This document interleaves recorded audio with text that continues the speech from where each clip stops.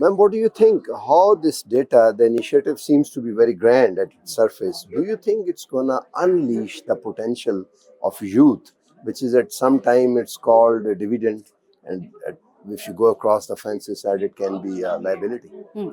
So, like I said, even in my speech, the 70% of the population of Pakistan is currently youth. So, we need to utilize them. If we won't, build in opportunities like this, if we won't have the right data, if we don't have the right numbers that how the youth is looking forward to Pakistan, even as a state, then I think there is no point of doing anything. So, this very thing, the data for development and the YDI, the Youth Development Index, is one step towards opening the right opportunities for the youth of Pakistan. And of course, if we provide them the right opportunities, we all know that Pakistan has a lot of potential.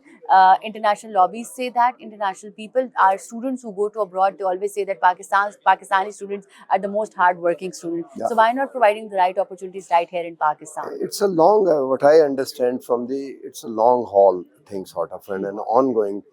When would be time? At what time do you think it would start yielding at least some result, even preliminary? I think this is, again, I would say this is our own efforts.